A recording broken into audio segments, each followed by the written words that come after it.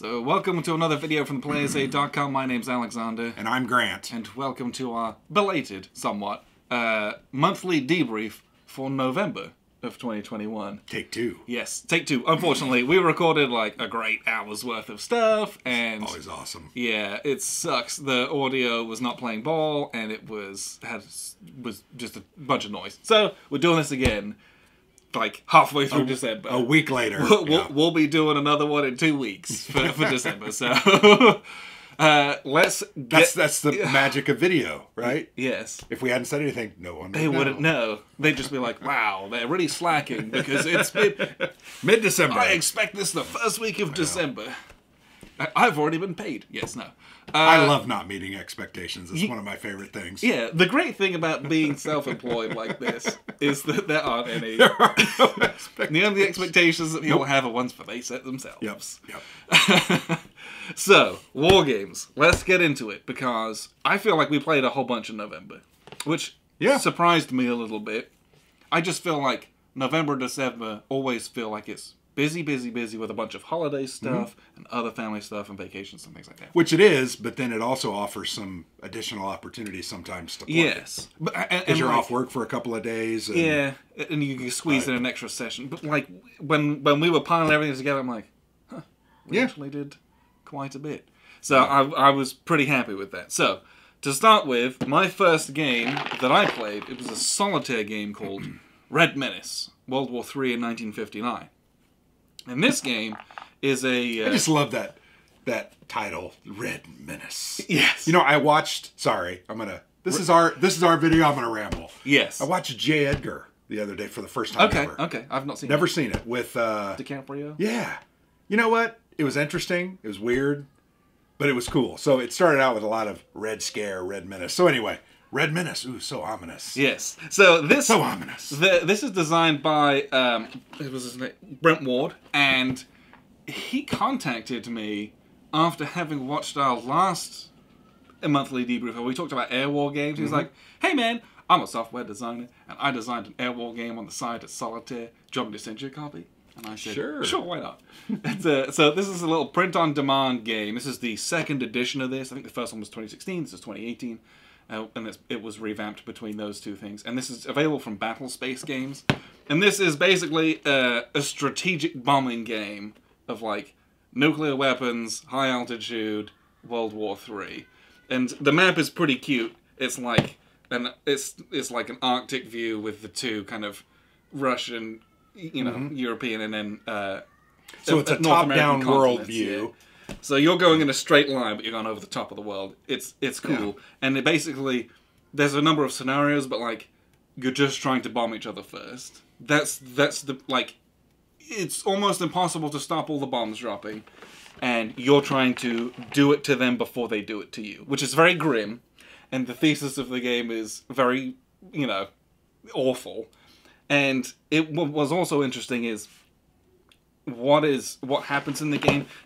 He's like, it's not historically accurate because the USSR, the Soviet Air Force, didn't have this capability, but this is what the Allies thought that they had. So this is what this is what NATO was preparing for.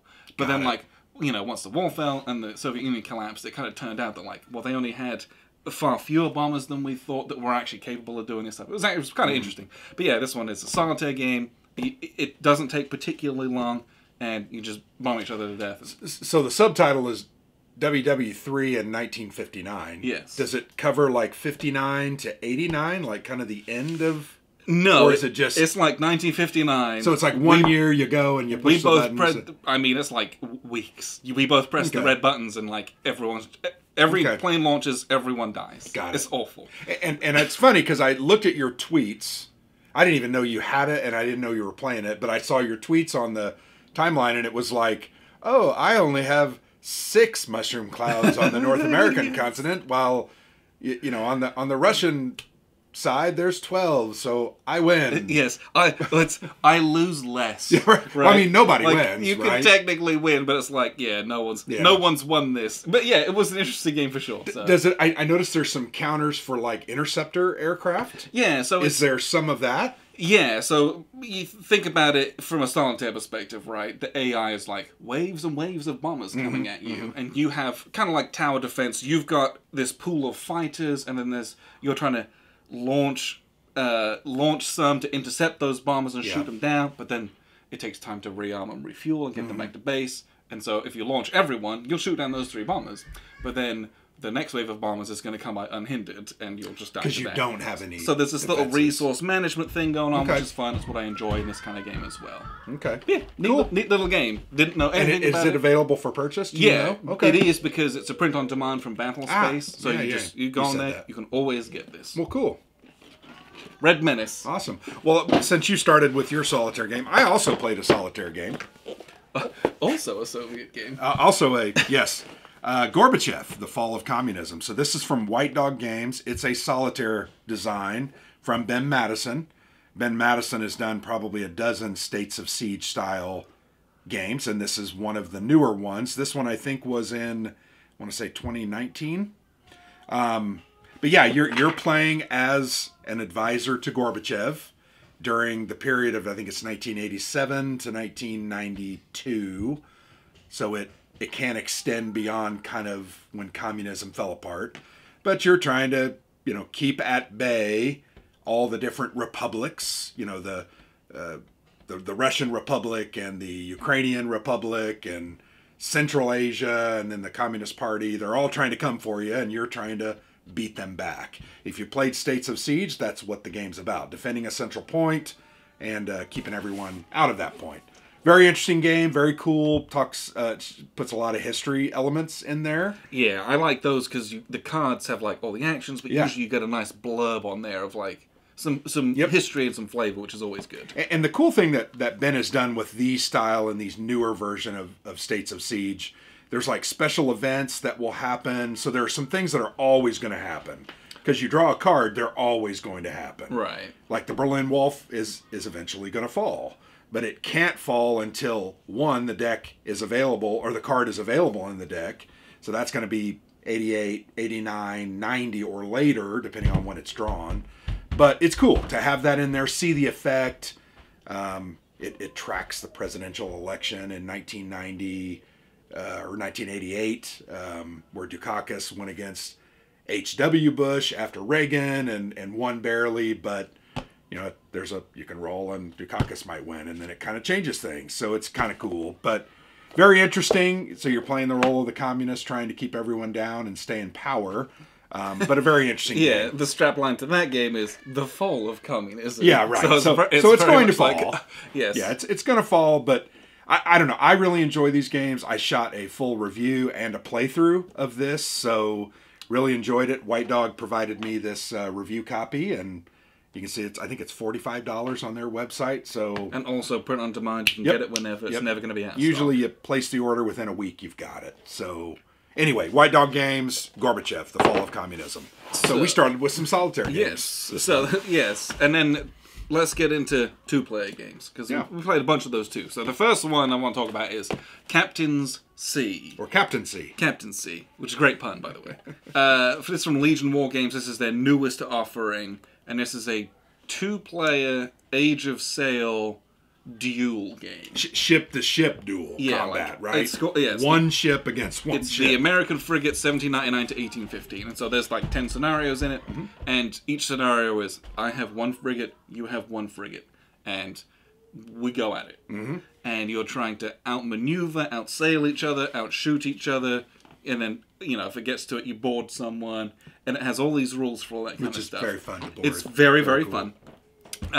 This game was quite a new experience, right? Mm-hmm. We've played a lot of war games. We have played a lot of different types of war games, but Age of Sail is something that I don't know if we've really done before.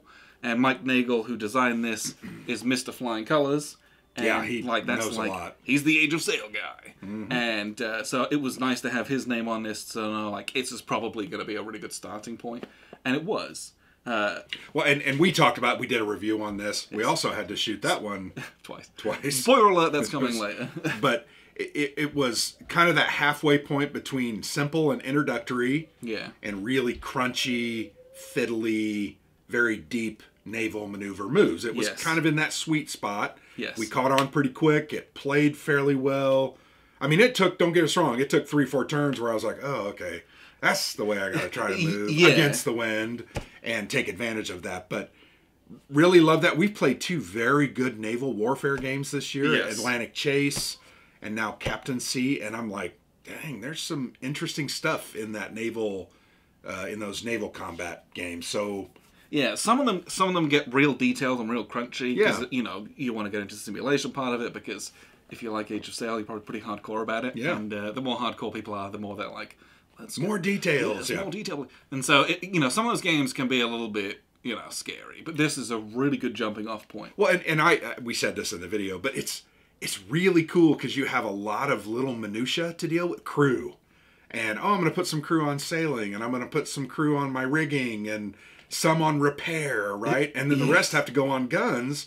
And if you don't have enough crew You can't to shoot all fire your those guns, guns. you can't shoot all your guns. You may have 9 guns, but if you only have 5 crew, you're only shooting 4 or 5 of them. And I don't know, I really enjoyed that. Also changing in your shot. That was cool. Yes, it reminded me so much of Merchants and Marauders, which is that pirate style, Like a little pick up and deliver. game pick up that and way. deliver style game with some combat.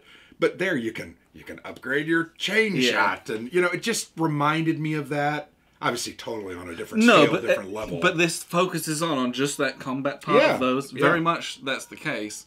And then you make it larger and a bit more detailed. So instead of I've got 4 hull hit points and 4 sailing or sail rigging hit points. Here you've got 20 rigging hit points, and after you take the first 6, you take a penalty to your sailing and maneuvering. And after that, it's just a little bit more to. And morale is a big part of the game. Yes, if your crew keep taking hits, they're going to lose morale, and then guess what? You're not as good. You're not as effective. Yes. So when you get somebody's morale low and you've damaged their ship, it's time to board. Pull out the cutlasses, clear the decks with those, Get in there. Swivel guns, and swing on over because it's Errol Flynn time. And I don't know, I really enjoyed this. Yes. Felt very cinematic in many ways. I know exactly what you mean. Yeah. And it just was cool. It was cool to try to figure out what I'm doing and what you're trying to do. Yes. So I really enjoyed that. I think that one's going to be on my top 10, no doubt. This was a really, really enjoyable game to play. And just different. Yes. Absolutely different. So even if you don't like naval games, give it a try.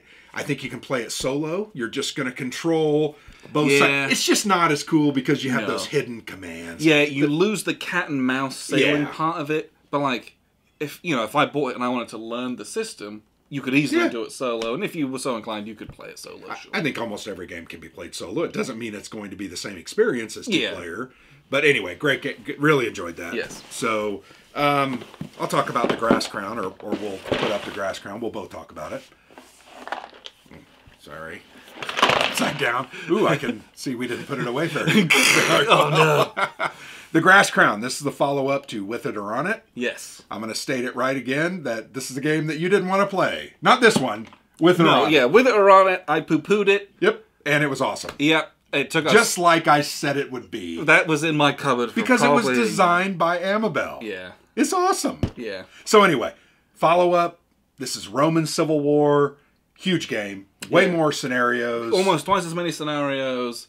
And they've upped what you get in the box as well. There's way more examples of play and things like that, which are really helpful because, Amabel designs games which make you think a little bit differently. Yeah. Or attack something in a different way. Well, I think if you approach her games without thinking outside the box a little bit, which I hate that phrase, I really do. Sure, I know what you mean, though. You can't go into her games thinking, oh, this is going to be like every other game I play, because it sure is not. Yeah.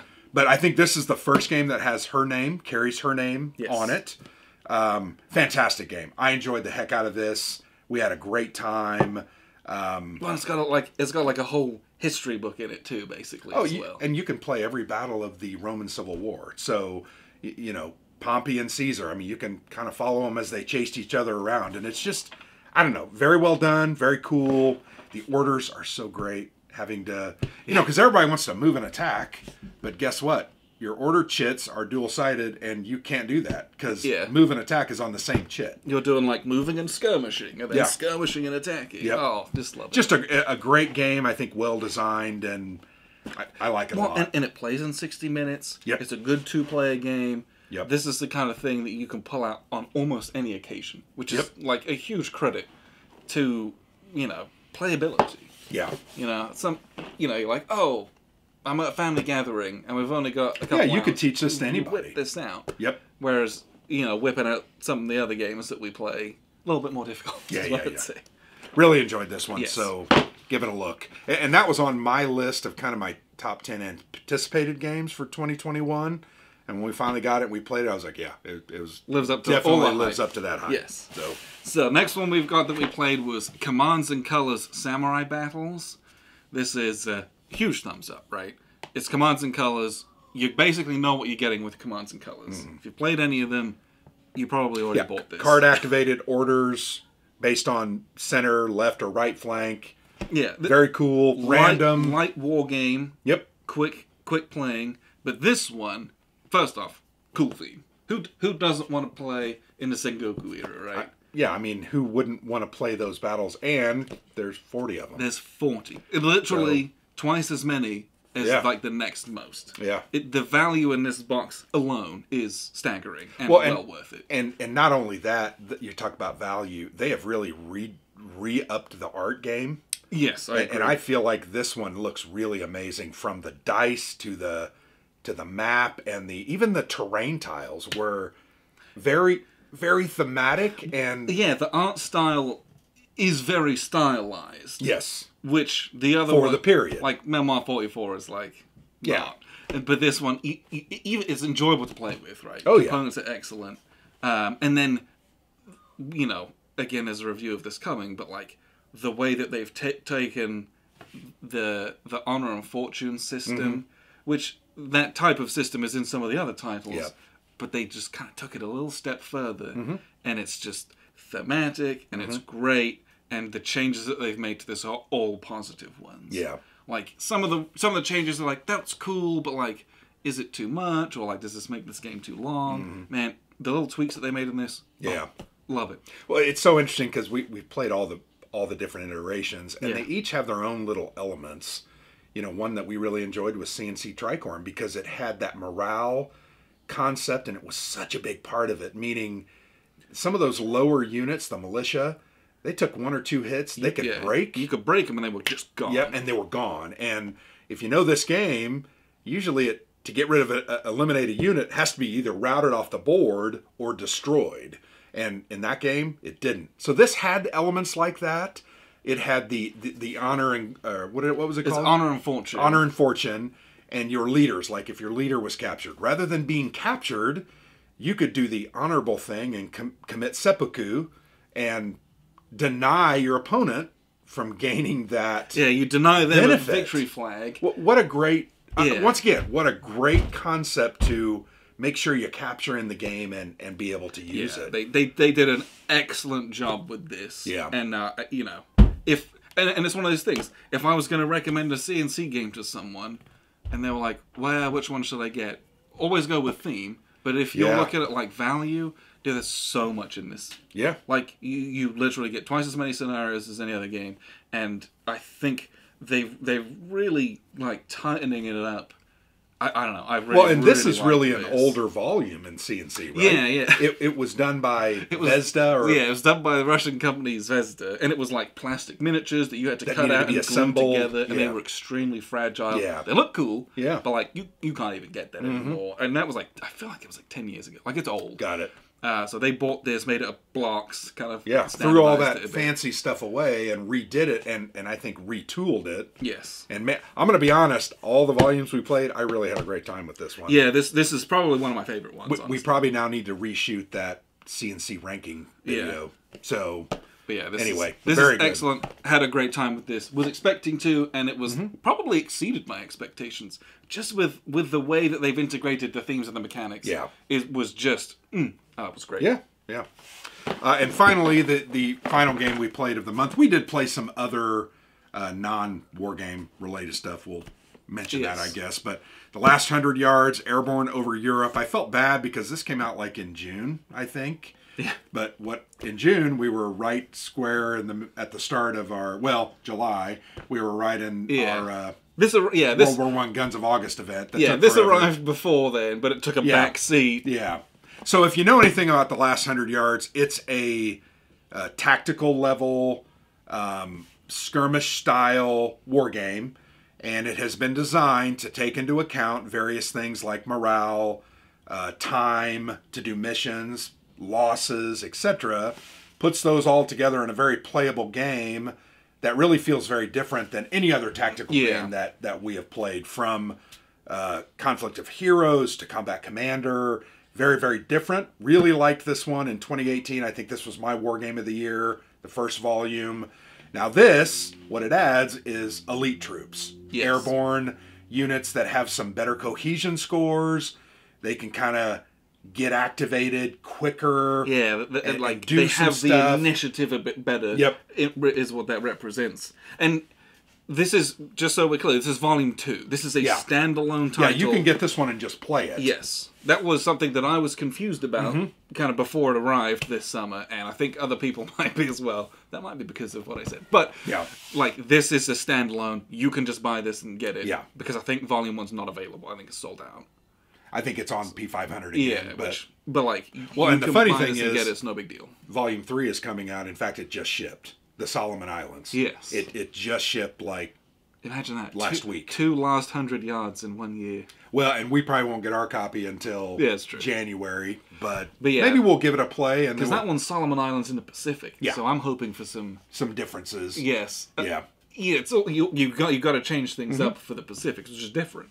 So yeah. The other thing about this, it's combined arms, right? So you're going to have tanks, jeeps, artillery, anti-tank guns, mortars. I mean, you're not just small scale.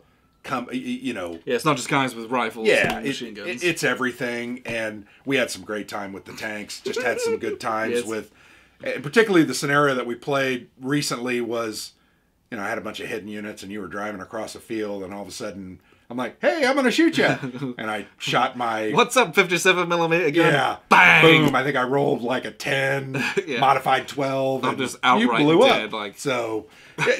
Interesting. Really is a neat system. It takes you a little while to catch on, though. I'm not going to lie. It's a little bit different. So if you go into it thinking, "Oh, this is what a tactical game is about," you're going to have to check that at the door, think differently, and just understand the rules, because it is very different. Yeah, this is one where it's got a 40-page rule book, and you need to sit there and a little bit of crunch. Read it beforehand, set it up, and then kind of play through it with the rule book in your hands, because the sequence of play and what you're trying to do isn't as intuitive as I move a guy, I roll a die against your number, and then you are dead. Just like the order in which those things happen is not the same, and that then changes the order in which you might move guys or how you do those activations. Yeah. Well, and those modifiers, they stick. It's just so interesting. Yes. The way it's put together. And the area modifiers, not unit. There's a lot in this. But it's very, very interesting. Yeah, Mike Denson, in fact, I think 3-4 weeks ago, the 4th volume was it's East Front. Oh, okay. So it was released on the P500. I haven't really done much research on it. I need to talk to Mike about it. But yeah, great game. Had a really good time with this. I didn't like it as much as I did 2 years ago. But I still liked it. I just think it was so unique 2 years ago. It really blew my mind. Now I'm just kind of like, oh yeah, it's that again. It really felt good, but it's more it's more the same. That's it's just more of the same. I just thought it blew my socks off 2 years ago, and now we played it. And I'm like, oh yeah, it's really good. So, but anyway, that's what we played. We also played Descent 2nd Edition. Yeah, so I've got all the miniatures that I've painted for that. Descent 2nd Edition from Fantasy Flight. Such great miniatures. Big old dungeon crawl. And we play that with our father-in-law and our brother-in-law. Mm-hmm. And when we play that with them, we play for like 5 hours. Yeah. We'll play 2 or 3 scenarios, and it just takes forever. Yeah, and those scenarios aren't short. No, they're not. Those are like 2.5 hours. Yeah. Which is, some dungeon crawlers, it's like, we can kind of crack it out, and it's like an hour. And you get volume of missions. That one, I was very happy, honestly, that it's not, because it was expensive. It was, yeah. And you get like 16 or 17 missions in the base game, which you're like, okay, for how much I paid for it, is that enough? Yeah. But like, they're 2.5 hours apiece. Yeah, we've played. I think we've only played 4. Yeah, and we've done a couple side missions that didn't require. We maybe have played like 4 or 5 at most, but like that's been easily probably like 18 hours worth of play. Yeah, it's a lot. So plus, then you got to craft your items, which is very cool. Yeah, there's a bunch of other stuff, but it's a very neat game. Yeah. It's a dungeon crawler, and that's what they like, that fantasy style, and we played a lot of those games which have like an app for the story and the narration. Very well done. It's fun to play around with that as well. What else? Oh, no, I think that's all we've played, I think. I think that's it. So, December, though. What we're going to play? Yes. And which is lunacy. It is. But remember, we're re-recording this, so some of this we may have We've already played at least one.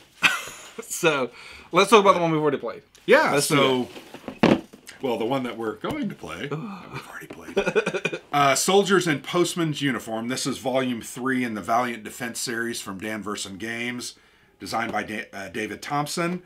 It looks at literally the first day of World War I in 1939 in Danzig, Poland, when the Germans were attacking, they were attacking a post office. Yes. Because it was a central... probably a lot about morale and controlling of communications would be my guess, but you've got some regular troops, you got a whole bunch of civilians, and you're having to defend it. So good luck. You're fighting armored vehicles and entrenched machine gunners and howitzers, and I mean it's a nightmare. It's a solo game. We played it together. Yes. And really enjoyed it together. We shot a nice video review of it. You'd already played the prototype version. So you kind of know. And that's why, would I play this co-op? I wouldn't buy this for co-op. No, it's not really designed for that. But I'm really glad that we did that. Because you're able to kind of show me some of the more tactical aspects of it. Yeah. Hey, you got to watch out because this thing's going to happen at the end. So it was like... I can plan for that, which, if you played it once, you would know, but I didn't. So it was nice to go through that with you. Yeah. But, I've played this, and I played Pavlov's House. I did not play I played Castle Litter, yeah. And I think, did I like this one more? Maybe. I don't know. I think the setting for this is incredibly compelling. It is a very interesting, and also, I don't know, stuff I think about, like engagements that happen in Poland and the war in Poland that kind of really kicked off World War II, and it's like there's a level of tragedy in that of all the things that led up to World War II, but then also like you get moments like this. It's the Valiant Defense series for a reason, because those defenders were courageous, they were valiant up against and stood up. They stood up when they very easily could have said, nope, the mechanized German infantry are coming through. I'm quitting. Yeah, like they fought. They were up against it, and you if you can kind of get through the whole day and fend them off, and you're trying to get a couple guys to escape out of the back, like And we won. We had a major victory, which was great. But and it was hard. Getting there was hard. You're like, the fate of everyone else in that building is really sad. But like those few people that got out, you're like, yes, I did something. Well, the interesting thing is, and we talked about this, the history of it is they literally had a fire truck that they, rather than water, it had gasoline pumped into it. So they brought it up, they pumped the gas into the house, and they set the house on fire, right? Or the building, the post office. And so you can imagine, not many people got out. So it was a significant tragedy. But once again, it was resistance. They stood up to an evil aggressor. And it's just interesting. I think your comments are actually absolutely correct. And that's what I really liked about. I think this one. I don't know. It's a very visceral setting, and to like, I don't know, put yourself in the shoes of people who were, I don't know. Poland gets a bad rap from World War II, right? Yeah. But like, so much of the misfortune that befell them was not their own making. No. And to get to kind of put yourself in their shoes and to do something on this little small scale, there's great history in the rule book, and it's like it's just interesting to engage with and to learn something and to do something other than just like guys shooting each other. Yeah. Right? Like it was I don't know. I really, really liked this game. Yeah. And I think in a solo game, that's really good. Having Yeah. a good theme is important. Well, and it's one of those tower siege type. You know, you're going to have units continually coming at you. Yes, You got to yes. fend them off. But the thing that makes this very cool, and David's system's very cool, is a lot of the elements are line of sight based. So if you're on the east end of the building, you can't shoot anything on the west end. You got to shoot the stuff that's on the east end. Well, if they're not attacking from that way, You've got to use one of your precious gotta moves move. to get Yeah. over there. So really cool. It really created, I thought, more of a 3D. Yes. Not only the levels of the building, but also the sides. Yeah, the front and back. levels were also cool because you're Yeah. like, oh, this guy on the bottom floor is primed to like run away, but I Yeah. desperately need him to get to the top floor to defend because if I Yeah. don't, no one's getting out. Yep. But it was so slow going up Yeah. the stairs. Like I don't know, it was very very interesting. Yeah, great game. We've already played it, but that was one we're going to play in December. Yes, one that we're also looking forward to is the Dark Summer. This is part of this kind of Dark series, Dark Valley, Dark Sands, from Ted Racer and GMT. It is a one-mapper, and this is a chipball game on Normandy. So, basically, what's not to like about So it? Normandy on a one map is pretty rare, Yes. right? You're more than often looking at more than that. Yeah, well, people want to do the whole thing, Yeah. D-Day all the way to the Falaise Pocket, and you're like, it's cool, but having a one mapper and being able to do this in probably one big long session, reasonably 4 or 5 hours maybe. Like, I'm hoping that this really like does what I want it to do. I love this system. This system is also extremely solitaire friendly. Because it's chip pull, Yes, right? and I would highly recommend this system to anyone. If buy whichever one tickles your fancy. Well, we really enjoyed the Dark Sands. I know you played the Dark Valley on your own. Really looking forward to this. Yes. This was also one of my anticipated games for 21. So. Yeah, and I'm just artwork's great. I'm very much looking forward to this because I know what I'm getting myself into because I played these and it was just like one counter sheet, right? if it was more than that, it was just one counter sheet. No, it's 2 counter sheets. It's a big game, but I don't think it's a big game. No, it's not. You know, which is cool. I believe I punched and clipped and organized it, and everything fits in here. Yeah. And I have it all chronologically by turn of entry. Got it. So it'll that be should be extremely easy to play. to learn and play. Yeah. Like, the setup's always done, basically. Got it. So we'll get on that, hopefully. Yeah, I'm very, very excited to play that one. Yeah. A small one, we got this at Gen Con. This is Blitzkrieg. This is 2nd edition, right? First edition came out a couple of years ago. I believe they did a Kickstarter. I think so didn't too, they? yeah. And then this is the 2nd edition from that. So very abstract, 20-minute, World War II in 20 minutes. That's what it's promoted and advertised as. One of the things that I think is cool about this version is they've added Godzilla to the game. Literally, there's a little Nippon expansion where you can with the help of Godzilla, try to take this on. So the game looks cool and fun, interesting. It has a solo module, which I'm interested in trying out. And it was very well received. Well, people have talked about this. Once again, it's an abstract. So it doesn't look like a regular war game. It's a bunch of boxes and tracks. But it's 20 minutes. But it's 20 and minutes. It's tight, and people like it. So I'm very interested to see. So looking forward to that. Glad we purchased it. We're going to get that one knocked out this month. Yes. Next one we've got here is Absolute War from GMT. So now we kind of shift into the East Front, right? Oh, yeah. We talked about the West Front and Poland, and now we're really going Barbarossa. We're going hard, yeah. So Absolute War, new game from Carl Paradis. Yep. From GMT Games. Or Paradis, if you feel more comfortable. Sure. He did the No Retreat series. Yeah. And this is his first step out of that, at least. Well, I think it's still sure less counters, right? So it's a counter minimum. Yes, I believe. And I think the real interesting thing about this game is I think it's diceless. Yes, I believe you're that's not correct. rolling 6-siders to decide on a CRT. There's a deck that has results on it. So it's cool. I think Carl has tried to make an interesting playable experience that's different and look at it from a little bit of a different angle. So, yeah, and there's like 2 versions of the game in here. There's a base game, which is apparently supposed to be like very easy and very approachable and easy to get into, and then there's also like a pretty hardcore game in Got it, it. apparently. So Okay.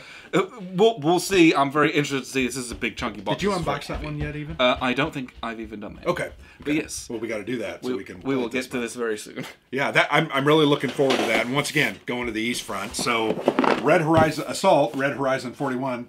You can't quite see me behind the box. This is a huge box from a new company, Assault Games. It's a German publisher. This was their first game. Wolfgang Klein, no relation to Alexander Klein, but good name nonetheless. or Grant Klein-Hens, which is always such an interesting thing.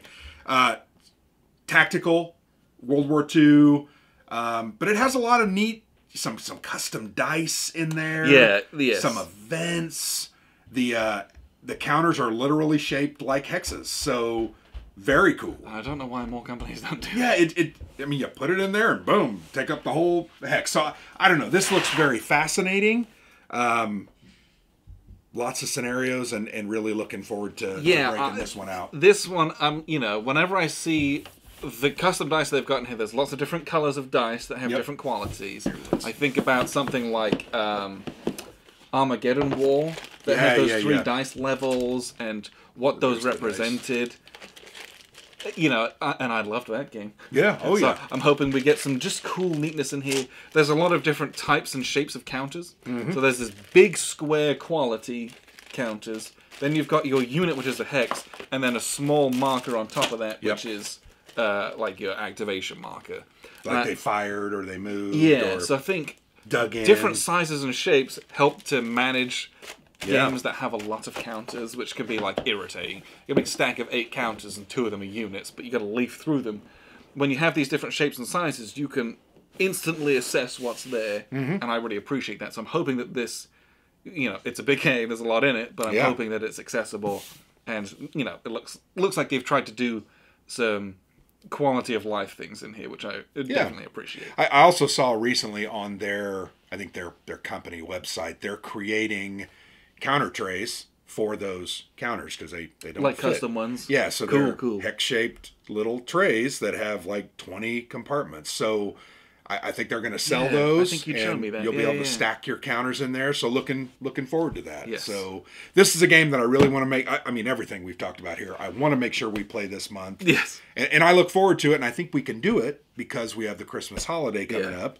I'm taking an entire week off between basically the 24th and New Year's.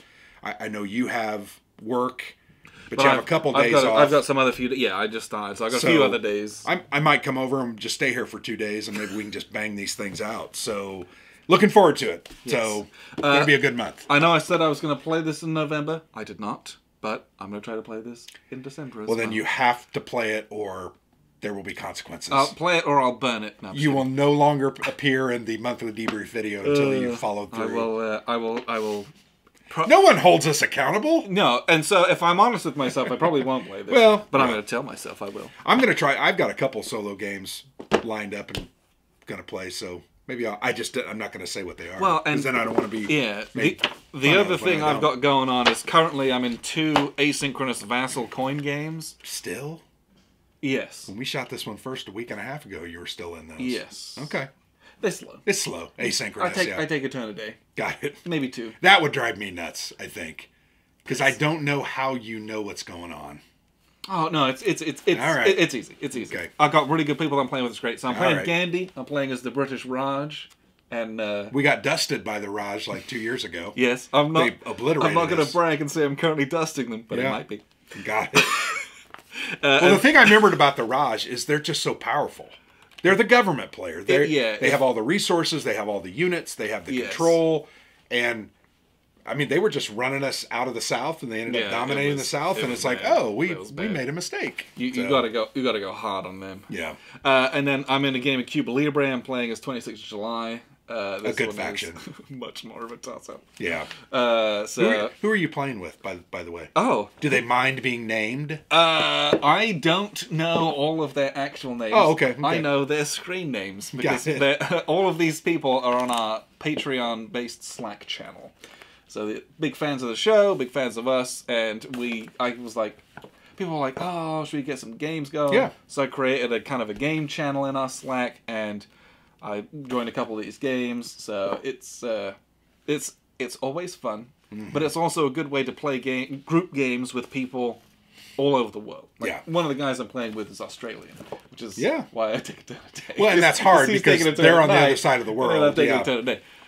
But it's great. But like, you know, it gives that person an opportunity to play a game where maybe they wouldn't have had that too. So it's really fun, and because you're only doing a turn a day, I can be in multiple, and it's kind of like, ooh, I get into this one. What am I doing? Ooh, I get into this one. Do you find yourself having to reorient yourself every turn though? Not really. Because it's so slow paced, it's fairly easy to digest. And like the next person takes their turn and they post a big screenshot of the state of the board, and it was like, I'd looked at the card and knew kind of what they were going to do. And then, you know, you look at it and you're like, okay, they did all this stuff, and then it's like, how do I counter that? Or then I get into the DMs of one of the other players and I'm like, hey, we need to do this. It's great. Well, that's what makes coin games great anyway, because you've got an opponent who's fighting against you, but you're allies, and you want to help, but you don't want to help too much. You want to give. You don't want to give too much. You want to take, but you don't want to take too much. And it's such a fascinating dichotomy. I love those games. Give and take. So good. You know, Coin, going off on a tangent, but Coin is just one of my favorite interactive multiplayer game experiences ever. Yeah, I agree. We've never played a game with 4 players or more and not had a good experience. Yes. Even though we've been dusted many times. Oh, gosh. Almost all the time. I mean, I remember Pendragon we played end of last summer and just got absolutely crushed. Genuinely. Because the rolls didn't go the way... I don't think I've ever won a coin game. Even when we played together, do I beat you every time? Maybe I won a game of Fire in the Lake, maybe. But like, I kind of doubt it. But I lose almost all of them. Yeah, it's hard. It's hard. But you don't care. I do not care because the exercise of playing coin games is one of my favorite gaming experiences. It's just so fun. And it's so interesting because I know there's so many, maybe some of you out there, so many people that consider themselves hardcore war gamers. Hex and Counter is it, right? Yeah. That's it. You throw dice, you throw cards in there, they're not interested. You throw cubes and discs. Oh, that's Euro. And you know what? I wholeheartedly disagree. Coin is such a fascinating way to look at conflict. Yeah. Because I think for the way it's set up and what happens, it actually shows you why. The why of what was going on. Yeah, it really does. I don't know if it's like the menu of actions that you have and how much you have to do more than almost like if I've got a Hex and Counter game, my forces are already arrayed before me and mostly they're all set up historically and I'm just moving. And I'm going to move it an inch and I'm going to attack that stack, and you know what, if I win, you're going to retreat and I'm going to move up, or I'm going to retreat and lose, which is great, but it's so much more free. Yeah. You could do anything. Really whatever you want. You can do whatever you want. You'll lose. You'll lose. But you can. The one thing we kind of joke about often with coin games is if there's a line of communication or a river network or road system or an active train, like in Gandhi, those things have to be sabotaged if you're those factions. Every single time. Without exception. Period. Yes.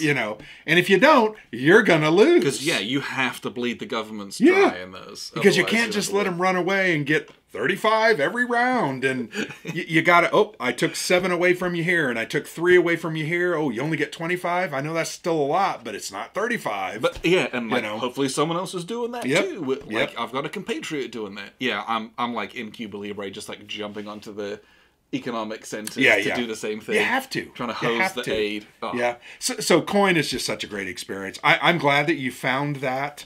Vassal, I've tried Vassal a couple times, you and me. I get it. It's not for everyone. I like the tactile nature of counters and dice and cards and cardboard. I don't know. That's why I play games. I have video games, agree with that, right? We used to shoot it up at Call of Duty for hours and hours and hours. And man, it was a blast. It was a blast. But it's totally different. Gives me a totally different feeling. Makes it so I can't sleep.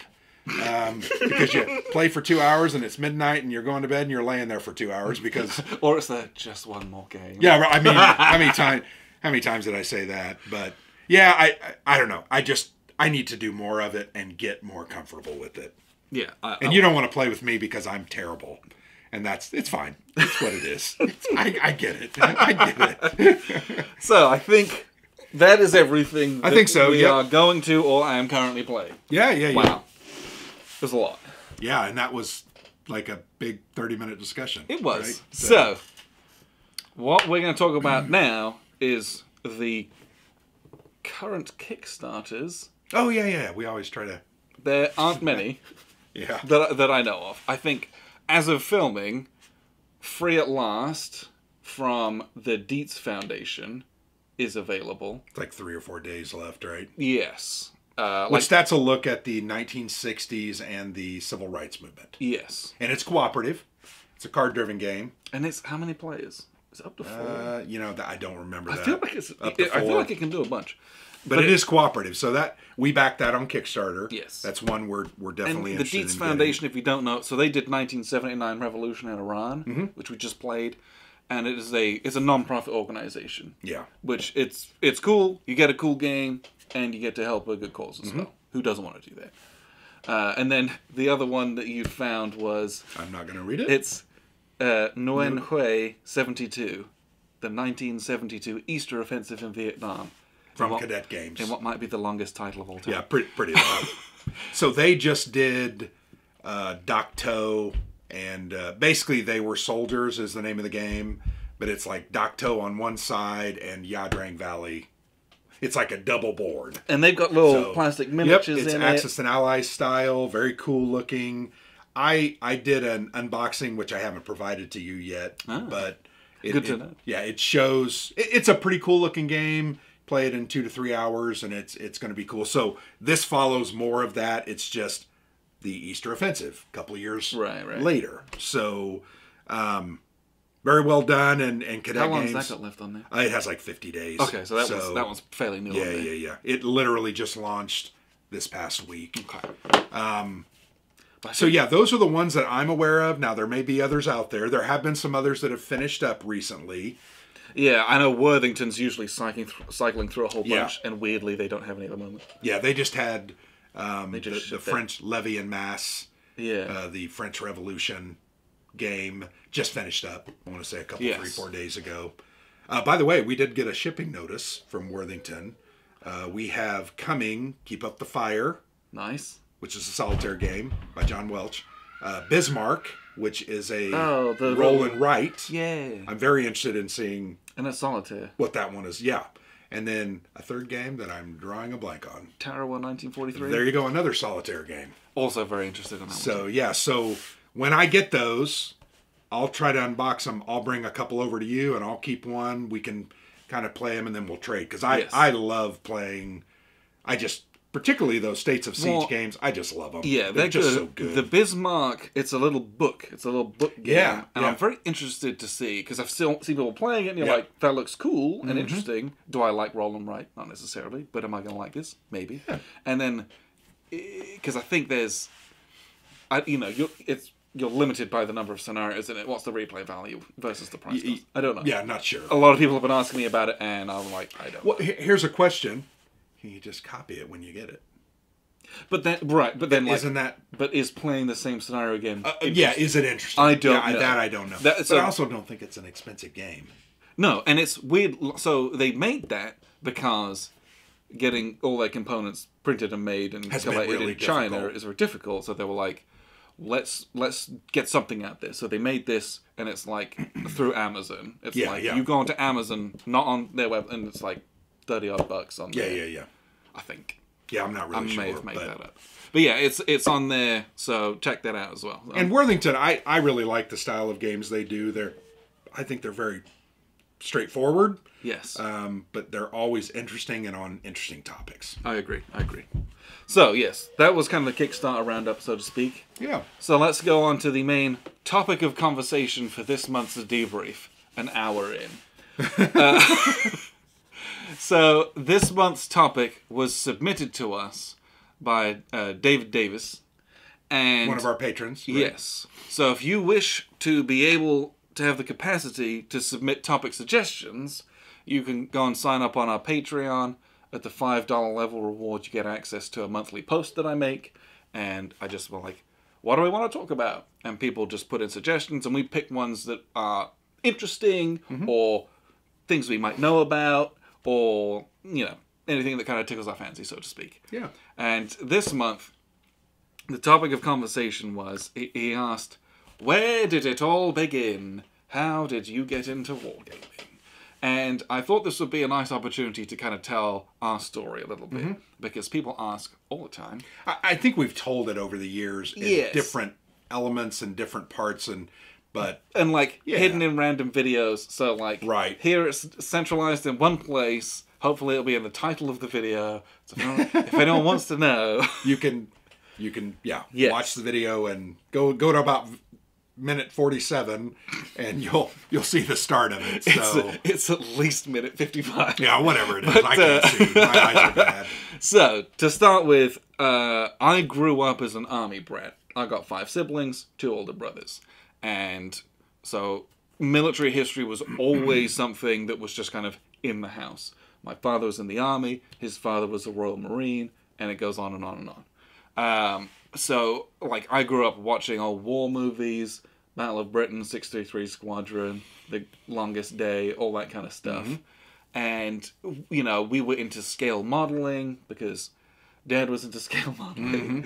And, you know, so we'd get the little Airfix figurines and paint them and make little tanks. And we had this old set of Airfix World War II wargaming rules from, like, the 1970s, and they were terrible. And we would get out... you know, we'd set it all up on our model railway. We'd like put all the tanks and all the men just out in the open, no organization cover, whatsoever, no great firing lanes. Everyone and then like we'd spend 6 hours moving every single piece one space, and then like shooting each other to death. And then we'd make no progress, and then we'd be tired, pack it up, and go to bed. So you never completed a battle. No, because we didn't know that you should have like 1 tank and 30 men, and that's how you should play. Yeah. No, you can play however you want, but like that's how you're going to make some progress. Yeah. So you don't have to move 100 units. Yeah, here's me with like, oh, I've got like 12 Shermans, and I've got 150 men, and I'm moving each of them 4 inches, and that takes a long time. And then I'm going against a very anachronistic, oh look, there's like 3 Panzer IIs and a Tiger tank, and then like Fallschirmjäger. Like, we just put everything on that was just dumb. But like, that's how I kind of started. Like, military history has always been in the family. We would do that kind of stuff, scale modeling, and then we kind of went away from that, but I was still kind of stuck with tabletop miniatures. So I played the Star Wars miniatures game from Wizards of the Coast. I played Monster Apocalypse from Privateer Press. And then I kind of moved into a couple more board games. So I bought Battlestar Galactica. I bought Arkham Horror. The games that had like cool theme and could play lots of people, because I had a big family, and it was like a way to kind of sit together and have a good time. And they were very interactive games too, right? Yeah, that's what I look for in games. Bluffing, lying. Yeah, like hosing each other, all the kinds of stuff that you're doing to your siblings anyway. Yeah, but now you have an excuse to do it. So I really enjoyed those kinds of games, and then like I got married in 2010. So let's stop there so I can tell my kind of back. So that was you, like 1980 to... I was born in 88. 88 and that was like up until... 2010. Yeah, like just before. So my story started a few years earlier. I was born in 1973, so 15 years earlier than you. I grew up in a house with 5 brothers and 1 sister, so I was number 6 of 7, so on the younger end of the scale. So my older brothers were kind of... You know, they beat us up all the time, and they embarrassed us and beat us at sports, and because we were younger and weaker and, you know, blah, blah, blah. So me and my younger brother, we would play games together because that's something we could do together. They had no interest, which I always thought was weird. Well, sad for them. But we started with games like Risk and, you know, Dungeons and Dragons was a big thing for us. We did a lot of role playing, and then we moved to games from Hasbro, the Game Master series, you know, Axis and Allies, Conquest of the Empire, Fortress America, Shogun, Broadsides, and I think Boarding Parties is what it was called. We had all 5 of those games, and we just played them relentlessly. And frankly, I beat up my younger brother and dominated him and had a good time. That's what they're there with for. it, yeah. But that's what we played. So I was never exposed to Hex Encounter, Avalon Hill. Yeah. And unfortunately, had I had some older brothers, and I always thought it was interesting because my father was in the Air Force for 6 years. I'm surprised why he didn't, like your dad, have a hobby of scale modeling but he owned his own anything. Yeah, he owned his own business. I mean, he worked 65 hours a week, and that's why he didn't do any of the other stuff. So I was kind of left to my own devices to do those things. So that's what I grew up on. Throughout high school, played those things off and on. Even after I got married, I would always seem to find every town we moved to the 3 or 4 guys either at our church or other places that liked to play those games, and we would play them. So I was playing against some pretty good players in those style of games and really learned a lot of tricks and had a good time with it. It was kind of a competitive fire for me to go out and dominate someone in Axis and Allies with, as the Allies or the Germans or, whatever it was. So that's my story going up. Now you can go ahead and finish with your... So, and let's clear up this here as well. So we are brothers-in-law. Yep. And what that is that we both married into the same family. Yeah. So my wife, Kelly, is the youngest sibling in a family of 6, and your wife, Paisley, is the oldest in that family. Yep. So that's how we're related. Yep. And that's why we can game at every family holiday. Yeah, because we see each other all the time. These extra opportunities to game, which is great. So... And the other element of that, the interesting thing that I always thought, well, this is really weird, but my name is Kleinhens, K-L-E-I-N, and then I just have the hens on the end, which... really is, it was supposed to be Hans, like it's like little Hans, kind of the name Hans, it's like, that's what it was, and somehow it got changed to Hans. Who knows? Well, yeah, someone changed at some point. Yeah, and my last name is just Klein. Yeah. Straight up. Little. Yeah. Small. But yeah, we have almost the same last name as well. Yeah, I just have always found that, I'm like, that's really odd. So, well, weird, but yes, I met Kelly in 2009. We got engaged. I came over here to kind of meet her family and stuff. And at that point, I too had played a bunch of Axis and Allies and stuff. And one of the first things that was said to me by my father, I was like, oh, Brum and Grant, they love to play games, and Axis and Allies is great.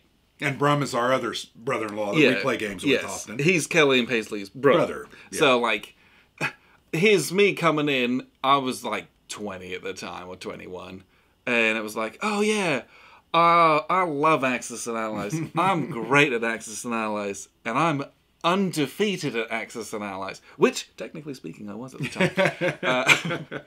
So I was being just a... There was a lot of braggadocio there. Yes, a total douche nozzle. It was totally insulting. It was great. It was great. Because I thought to myself, dude, I'm an American. I'm going to destroy you. Now I'm this game isn't that hard.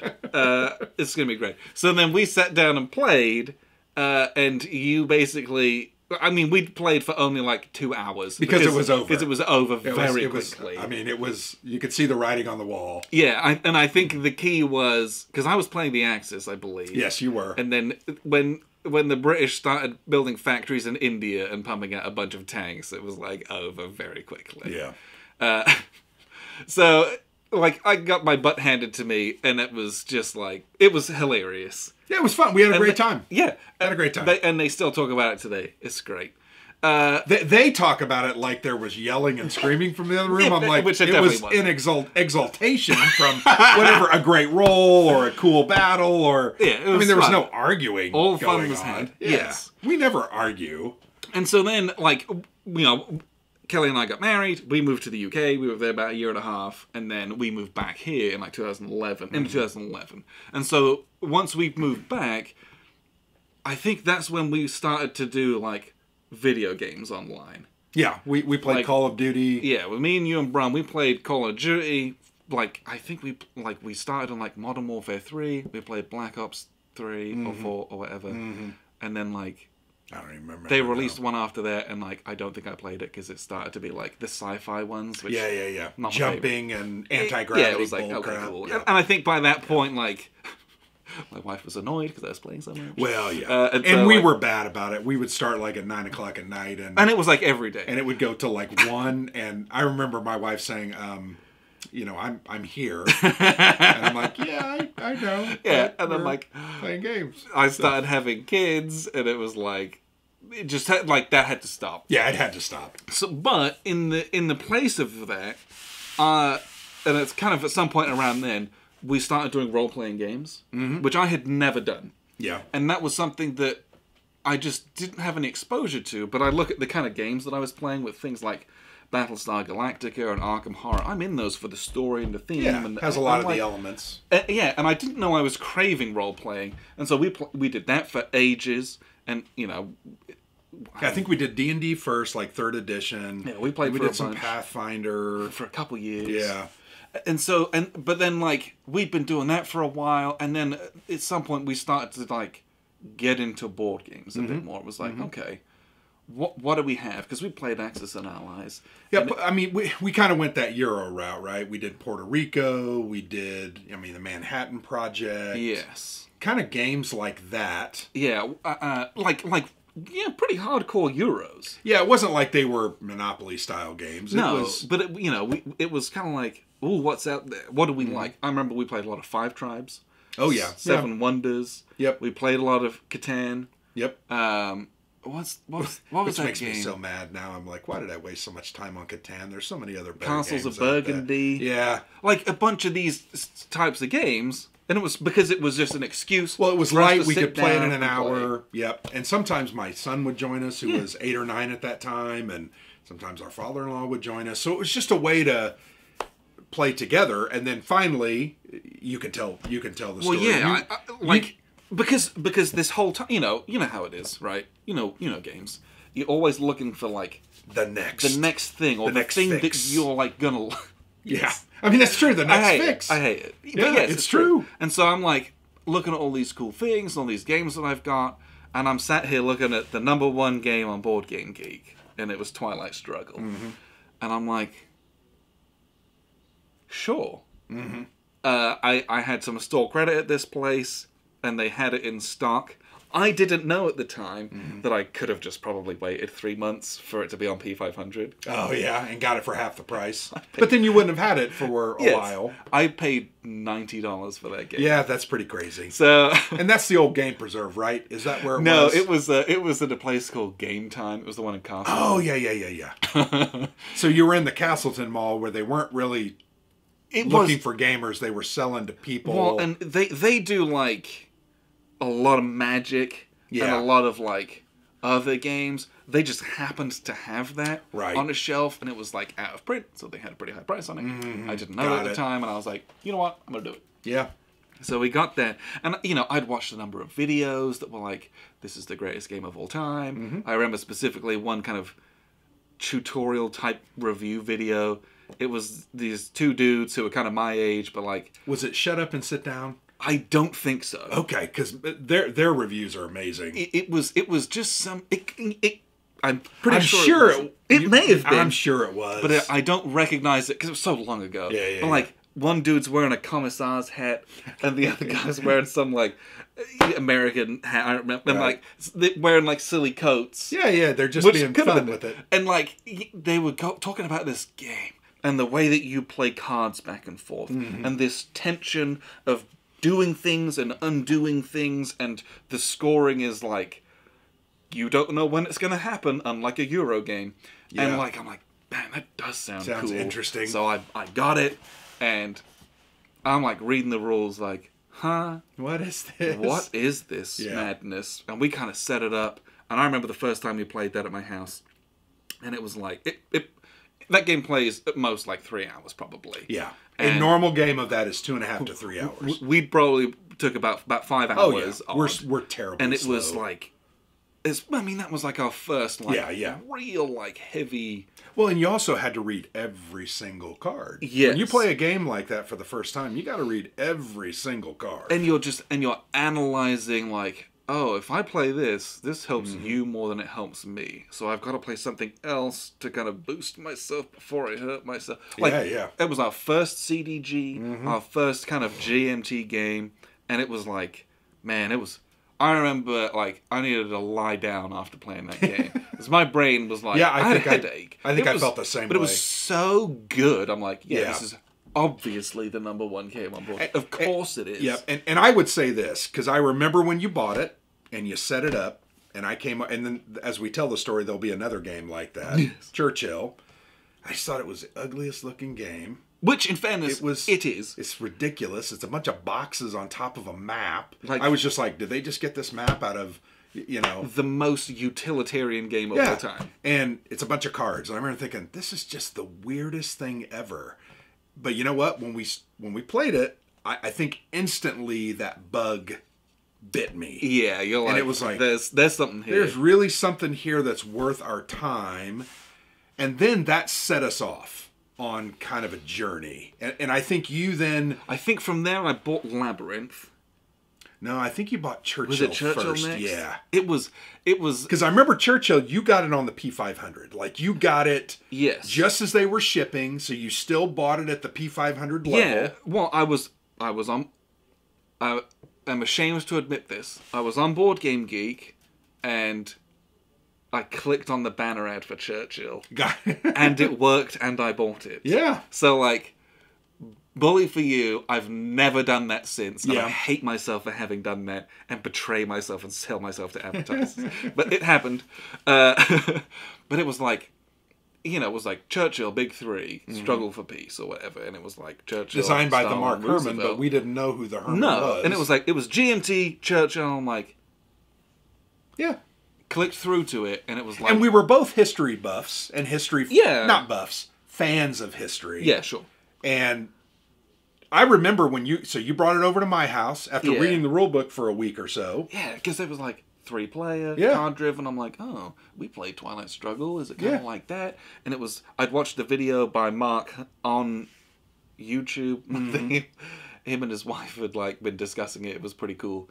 Yeah, I brought it over to your house, and we set that up. If anything, it might be uglier than Twilight Struggle. Yeah, it's because there's so much text on the board. Yep. Well. And it's like this conference table over here, and this other like map of the Europe. Yeah, but it's just a bunch of. It's tracks, not a map. Yeah, like a bunch of boxes, and you are like, "What is this thing?" Well, and I remember I was kind of mad because I remember I thought, "Well, we played that Twilight Struggle, and I really liked that. Why isn't this like that? Why am I not getting the same feel from this?"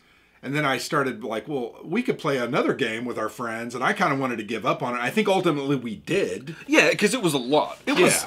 We were kind of. I'd read the rules, but it's still like kind of setting up, trying to learn on the fly. I'm like, what am I supposed to be doing? What am I trying to do? Yeah. And it was. Yeah, I think we did that for a bit, and then just kind of like caved, and then like played a real game. But then we revisited it. We've played it dozens of times, and I love that game. Yeah, we revisited at my house about a week later, and it was like, oh yeah, there's something here. This is like, it starts to reveal itself when you're like, this is an abstract game, and you're doing this conference to affect this abstract. Yeah. And it's, the way that you score points in that game was one of my favorites. I love it. I think it's cool. And then the victory conditions at the end, like, you cannot win too much. Yeah. I really like, I don't know why, but I'm a penchant for things like that, where you're like, the goal isn't to just accrue as many points as possible. Right. The goal is to, like, have a certain stance at the end of the game. Like, you want to win, but you want to, like, win appropriately. Yeah. It's, like, it's such a cool, like, what you're trying to shoot for isn't just max out everything. And I think that's, I don't know, I enjoy that kind of thing in a game. I don't know why, but I do. I think it's cool.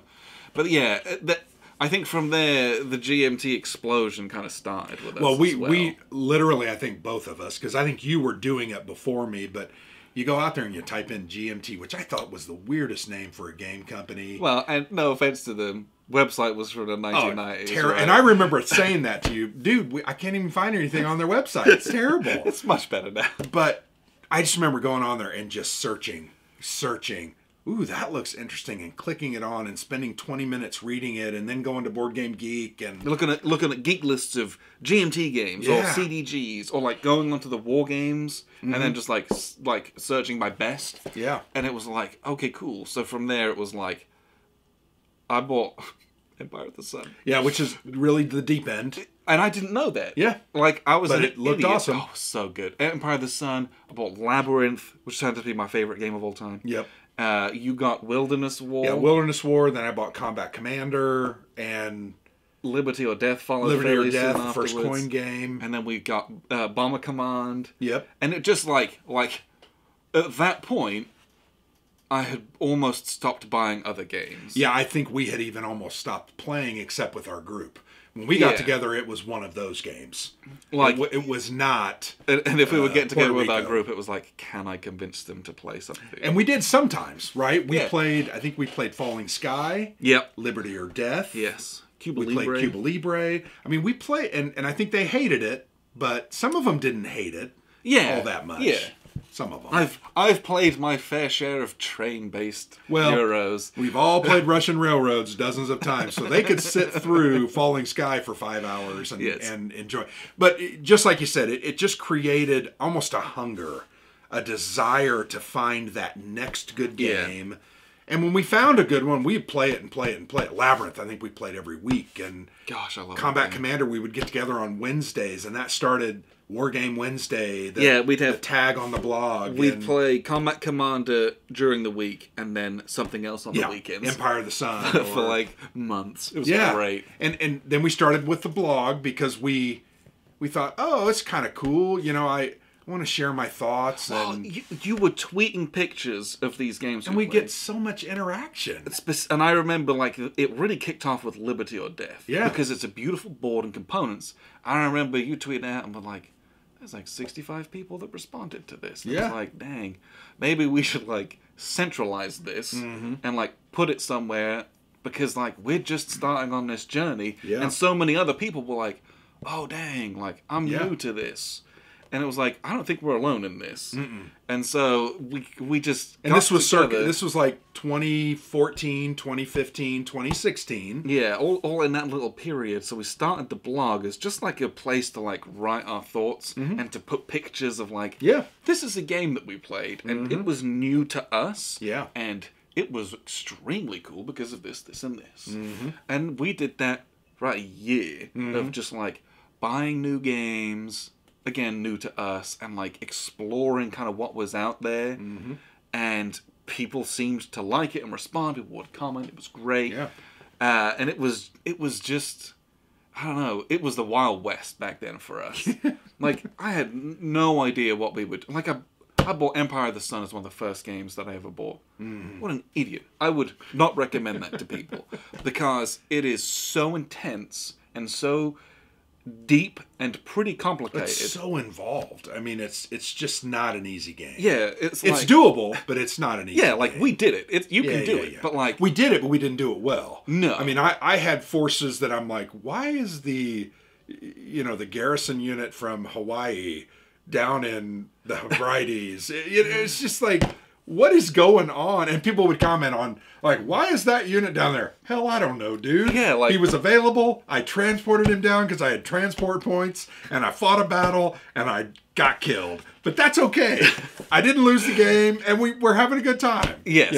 I've never not enjoyed playing that game. Yeah. And it's absolutely wild. But, like, I almost think it was really good for us to dive into the deep end of the pool with some of those. Like, I thought Wilderness War was pretty complex as well, and that was probably the third or fourth game that we played. Yeah, and you're like, rules-wise, it's okay, but like, man, tactically, that is an extremely open and complex game. I mean, it's a point-to-point movement game, and like, where do I go? I don't know what I'm doing. Yeah, like, how do I do what I'm supposed to do? Yeah. Figure it out. I think we played those games and really got a feel for how they played. Yeah. And then it helped us as we continued to explore, got more into hex and counter war games, and continued with card-driven games, and it just, the blog then started to grow. And it was three of us: Tim Vale, one of our friends, you and me. And Tim ultimately, a couple years later, decided not to do it anymore, and we kind of rebranded, not as just board games, but really focused on war games, because that's what we were. That's all I was interested in. Well, one of the comments I wanted to make, because it was kind of funny, about a month ago, you found an old thread on, was it Reddit?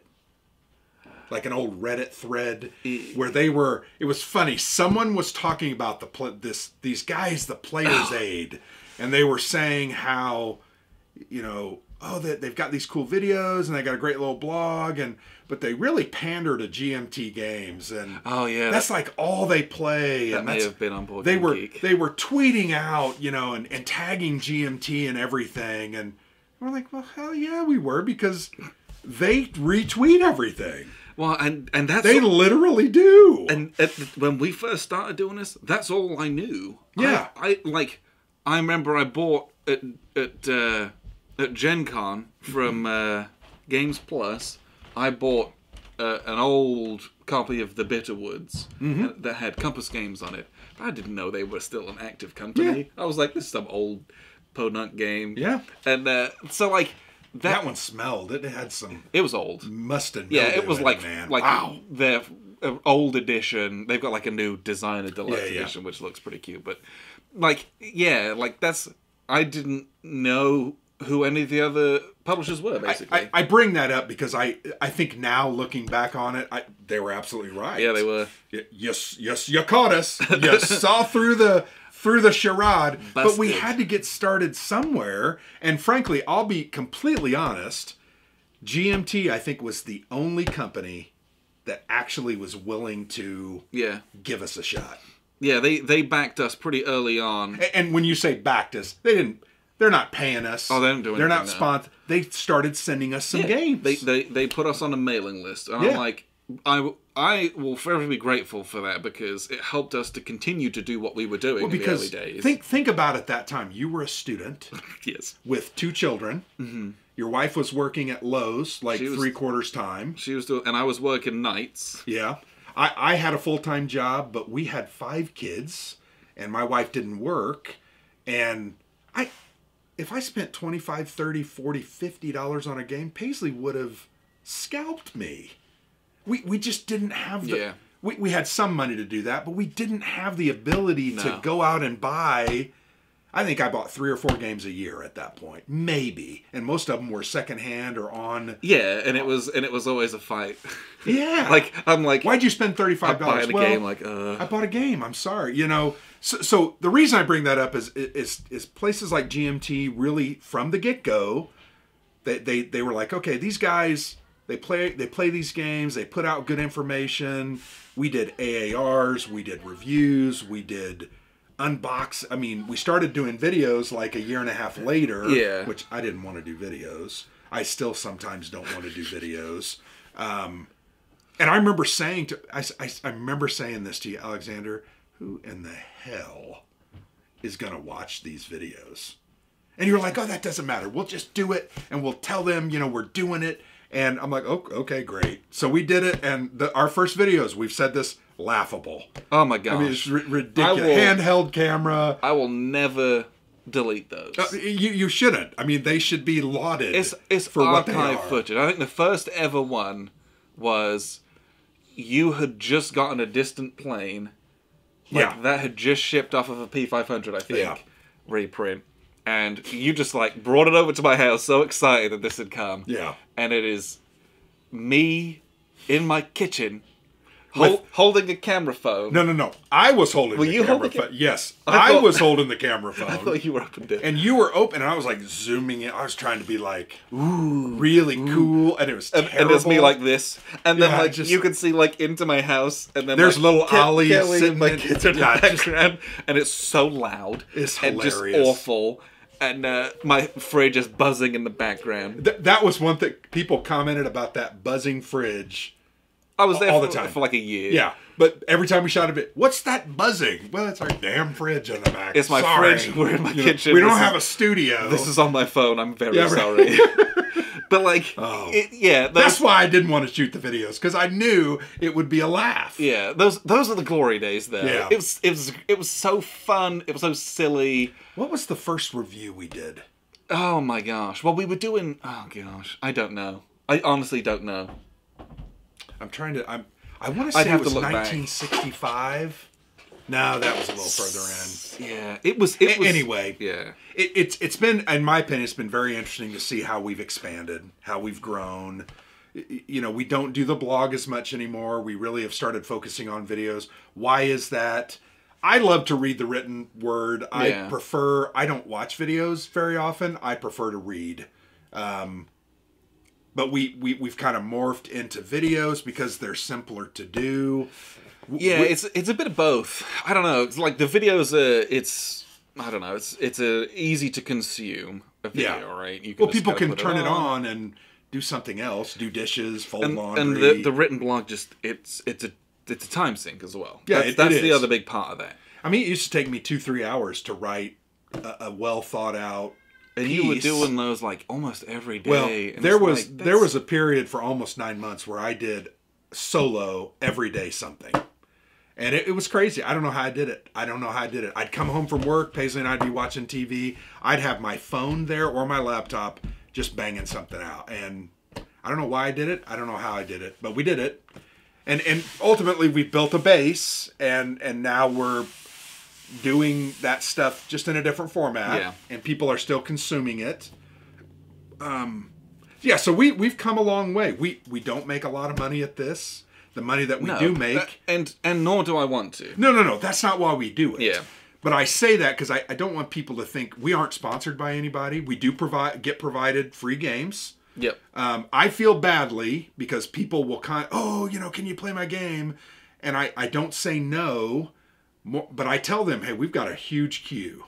And it may be a while before we get your game. I can't guarantee you at all when this will be played. So send it if you want. We'll generally do an unboxing or tweets about it. But it's amazing how people continually send us stuff. And it's lots of it we can play. We play probably 50 games a year. 50 different war games a year. And probably 150 are released at least. Yeah, right? So we don't even get half of them. I don't know. It's been an interesting ride. It's been fun. It's a lot of work. I don't want anyone out there to think that it's not a lot of work because we do spend a lot of time thinking about, okay, what are we going to do? How are we going to do this? What's the next video we need to do? Yeah, like put a schedule together. And then like we shoot all of these. I've got my little camera on a tripod here. I'm then taking those out and processing all of those. Putting graphics on them. Yeah. Sometimes screwing the graphics up. They still say Dawn of... or Storms of Steel 3rd Edition. So if you ever see that, just that's me. I was too tired. I forgot to retype because you have it like 4 different times throughout a video. I think. Oh yeah, it's never just once. Sometimes it's like, the third one you just forget, and it Storms of Steel. I see it occasionally because I do watch them from time to time, just to make sure we're not total morons. But I'm doing that. I'm processing those. So I've constantly got video editing going on, and it's just It's a lot, and I'm like, I want to make sure that this remains a hobby. Yeah, it has to be fun. It has to be fun. Fun is the key word for me. We do this for fun. Yeah, I play war games to enjoy the experience of them. Yeah. Like, that's kind of my taste now. Like, I want to play a game, I want to go head-to-head with someone, typically, and I want to engage with a piece of history or something. I want to engage with the other person, and I don't get that in other types of games as much. I want something that's visceral, and usually war games provide me with that. But I don't want to. This isn't my job. No, and I don't ever want to feel like it is. Yeah, and there's been some time. I'm going to be honest. I think over the past year, we've had some times where I'm like, you know what, we're going to take a break this weekend. I just don't. I don't have it in me this weekend. I don't want to consume another rulebook. Yeah, and it's not bad. I don't think that's a bad thing, nor does it mean that I don't like what we do. There's just times I'm like, yeah, we've got enough. We always try to maintain 8 or 10 backlog I've got a deplorable deplorable amount of videos. And then we have dozens of unboxings that we always try to have a little bit of a cushion so that if we wanted to take a week or a 2-week break or... your father passed away about a year ago, wasn't it? Yep. You were gone for 2.5 weeks. Yes. Yet we still have had content 3 or 4 times a week over that period because we had put the time in and shot a lot of videos. More often than not, we get together. We'll be here. I'll be here 8 to 10 hours, and we'll play 2 games. And there are some games, if we don't like them, Don't make the cut. We don't shoot a video of them, or we'll play 3 or 4 turns and we're like, you know what, this just isn't doing it for me, and we kind of move on. I mean, there's been some games recently that we've had that for, but I don't know. Anyway, I do it for fun. I do it because I enjoy doing it. I do it because I do think we provide some form of service to people in doing this, or at least entertainment. Well, yeah. Because we're idiots. You're not as much an idiot as I am, but I'm a big idiot. And I don't know. I know what I like. I know what I think is good. And I love to tell people, this is good. And I love this war game community. Mm-hmm. It is, generally speaking, full of extremely positive people who are educated and want to learn or want to share their knowledge. Yeah. And I think that's really valuable. And wargaming just gives us kind of like a focus to share that. Yeah. Like, oh, we played this particular game, and people are like, oh man, that was part of my studies at university. Or like, yeah, I just read a book about that. Yeah. And like, the discussions happen. Mm-hmm. And that stuff, like, that exchange of information is really important. The exchange of ideas and the exchange of tactics and experience is really, really important, generally speaking. But I love that we can do that in a hobby where it's, you know, learn something, but also can play and have a great time. Mm-hmm. I love it, love it, love it. Well, and we have met some salt of the earth people. Oh gosh, in our travels, you know, we've gone to WBC, Gen Con, Buckeye Game Fest, Origins. We've just met some salt of the earth people, just good people. And I don't know that I've ever met someone that has watched our stuff and we're not almost like instant friends when we meet them and talk, and it's just a cool feeling. And I mean, WBC, I feel like we're known more when we go there because they're all war gamers. Yes. And it's fun to, oh, hey, and we talk, and like every other person's a war game designer there as well. Yeah, right. It's like, true. Oh, I've played your game, and yours, or we've done interviews with you, or you know, Gen Con is less so, but with the Insurgency we did a couple of years ago, I hope that starts coming back next year. Yeah, and we'll get more of that. But we consider it a community. I think all of you out there that are watching, all of you that are tuning in and reading stuff on the blog, I think we're, in many ways, we're connected. I agree. And I think that's, I'm not sure other board gamers feel that way. Maybe they do. Maybe. But I really enjoy it. So, and it's great to see people learn what we've got. You know, Rodney with Watch It Played, we met him, 2 years ago at Buckeye Game Fest. The guy has started to get into coin games and, you know, kind of hacks me a little bit that now he's selling it like, not, you know, oh, look what I've discovered. Dude, we've all known about these for 8 years, you know, but it's great that he discovered that and had brought more exposure to it. And I think it's doing better. And it's, I mean, look at all these splinters that are coming off of coin. The the irregular conflict. Yeah, the irregular conflict series. And, you know, I look at a game like Nevsky, the Levian campaign. I mean, that's kind of an offshoot of coin. It totally different elements, but it looks the same. You know, it uses little discs, and it's not counters. It's not a hex and counter game. No, it uses some cards, and there's just some neat, unique. Yeah, it has nothing to do with counterinsurgency. That's not what I'm trying to say. But those types of games are really appealing to people, I think, or at least they're much more appealing than some of the other games which appear dry on the surface, which are not, but they appear dry. I mean, I will take a good hex and counter war game any day. I mean, we just played. What's the last one we played recently? Probably Last 100 Yards. Yeah, I mean, just classic. Loved it. But it's easier for someone to poo-poo that than it is to poo-poo Nevsky. Oh, when yeah, you see you're both right. of those on the table, one might scare someone off. Nevsky. The other one, if someone who's just like plays Euro games or whatever, might be like, ooh, that looks interesting. Yeah. More so. So it's a way to draw people in. I think so, yeah. There's like that nice little sweet spot. But yeah, I love what we do. I love how far we've come and the journey that we've been on. And I hope that it continues. Yeah. It will. Well, and one other comment, I enjoyed as well. It is also very satisfying, and you and I do not do this for this reason, but we've won a couple of awards that I'm like, what the hell? I always go, really? What are you people thinking? But, you know, we've won a couple CSR awards. And we were Ground Yards of the Year, 2 years ago, and I don't know. It's laughable to me, but it's a very cool thing to see that whatever we're putting together is connecting to people. Yes. And we'll keep doing it. As long as we still enjoy it, we're going to, I think, keep trying to do it. Well, yes. And I think that's what you've said. That's what it boils down to, right? People, I'm here to play games and to interact with people. Yeah. And I hope that's and play games with people. And I hope that's what other people are here for, and it seems to be the case. Yeah. And I'm grateful that we can, like, put ourselves out there and that other people can kind of see some of the things that we're experiencing, and that maybe they can enjoy some of those things too. Yeah, agreed. So, ramble over. That's kind of where it's been. Thanks for sticking with us. I know it's been a long one, but appreciate you guys very much for tuning in. I've been Alexander from theplayersaid.com. And I'm Grant.